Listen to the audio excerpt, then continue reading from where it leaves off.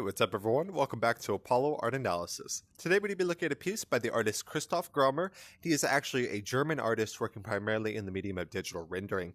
This episode we're going to talk a little bit about center contrast, we're going to talk about crystalline translucency, and then we're also going to talk about the ability to kind of take the natural phenomenon of our day-to-day life and then put it in a medium of careful control. So let's jump right into it. So whenever you first see this piece, you're likely going to be caught by just this scene here in the center region of the spatial composition.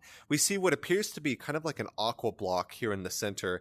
And in VR, I'm not able to show videos, but if you do look at the original work, this is going to be kind of a motion picture GIF that's going to be kind of ebbing and flowing within the work. So whenever you first see this, you're likely going to be caught by that. And this midnight black backing is the perfect backing to really be kind of a neutral background to allow emphasis on the center region. This, of course, is achieved through the aforementioned placement, but also through this really stunning light on dark contrast. So both of those really kind of call our attention with absolute ease, and it really holds it there.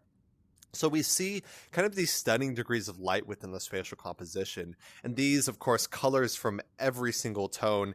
You see reds, you see greens, you see blues, and that is of course because of the nature of water. It is translucent, so any kind of sense of light will really kind of turn into a rainbow at that point. So we see an incredible display of diverse color within this work as well, and that light really, it kind of introduces us to quite an energetic visual experience, and this of course is going to be reinforced by everything from the flowing motion within the work and then also the literal motion as it is a GIF. So we see what's quite interesting is it feels like it mimics the kind of nature of crystals, and of course this is translucent, and crystals always act as kind of divine catalysts of light. If you take a crystal and you put it up to the light, it's going to kind of reflect but also refract and then intensify the light that passes through it. So I also see this here as well. The translucent form of our subject, it really kind of, it reminds me of those crystals and the way that it intensifies light and allows it to pass through and just kind of catalyze light. And that may introduce you to kind of a divine visual experience. And there almost is a sense of divinity here as well, considering that we're looking at kind of a surreal scene of a cutout block of water just hovering in midair. So there also is that scene of divinity within there as well. So in the context of kind of form and flow, of course, water holds no set form, so whatever object you put it in, it's going to kind of morph and take on the shape of whatever object that it's inside, the container that it's inside. So we see that in here as well. This really reinforces that aforementioned sense of energy within the work. Of course, there's no kind of straight lines within this work. It's nothing but curves, and it's nothing but kind of raw, natural energy within the work as well. And those, of course, all really add to that sense of energy, that energetic visual experience, and it really invigorates the viewer whenever they see this work with absolute ease. And of course, there is that really nice sense of flow. You can see that almost literally here at the bottom as it kind of flows and morphs and ebbs in every direction. And so we also see how the GIF is a really underrated medium. Whenever you take a look at digital art, we're normally expecting something like a static image. And the reason we expect a static image is because, of course, that's what we always expect art really to be, kind of like a blank canvas or a painting. But what I like is that many more artists are doing motion picture pieces.